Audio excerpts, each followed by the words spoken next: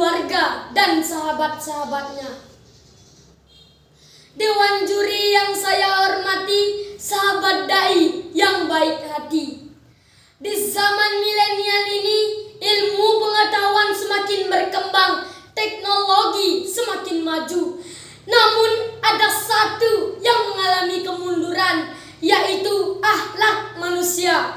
Jangankan akhlak kepada orang lain, kepada orang tuanya sendiri pun sungguh sangat memprihatinkan.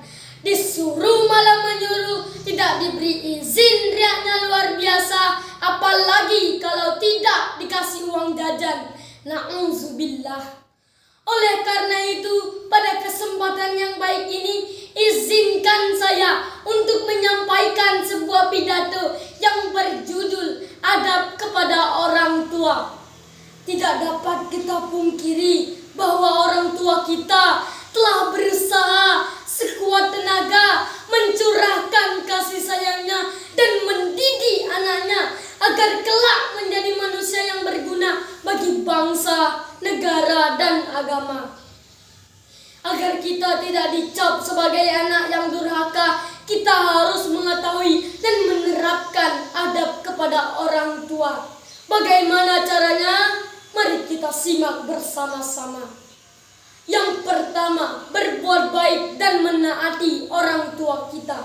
Allah berfirman dalam surah Al-Isra ayat 23 yang berbunyi, A'udzu billahi minasyaitonir rajim. Bismillahirrahmanirrahim. Wa qada rabbuka alla ta'budu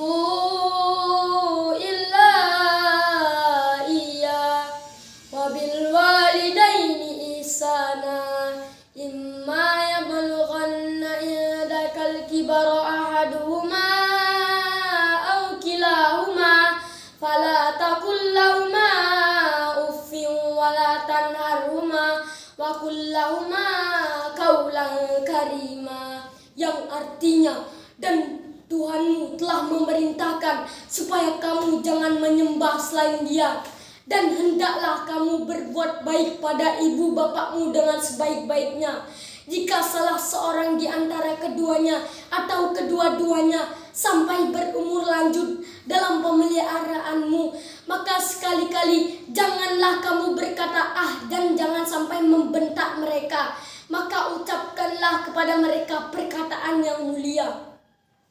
Di dalam ayat ini, selain menjelaskan tentang perintah tauhid kepada Allah Subhanahu wa Ta'ala, ayat ini juga menjelaskan bahwa kita harus menjaga sopan santun kepada orang tua kita. Berkata saja tidak boleh, apalagi kalau sampai membentak dan membuat nangis orang tua kita. Dan jangan harap dapat mencium harumnya surga jika orang tua kita murka terhadap anaknya.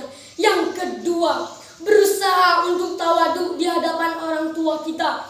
Allah berfirman dalam surah Al-Isra ayat 24 yang artinya, dan rendahkanlah dirimu terhadap mereka berdua dengan penuh kesayangan. Sahabat dai, janganlah kau sebut-sebut kehebatanmu di hadapan mereka, tetapi sebaliknya tunjukkanlah bahwa dirimu berutang jasa kepada mereka. Yang ketiga, mendahulukan orang tua daripada dirinya, istri, dan anak-anaknya. Rasulullah Sallallahu Alaihi Wasallam pernah bercerita tentang 3 orang yang terjebak di dalam gua, dan salah seorang dari mereka bertawasul dengan berbakti kepada orang tuanya.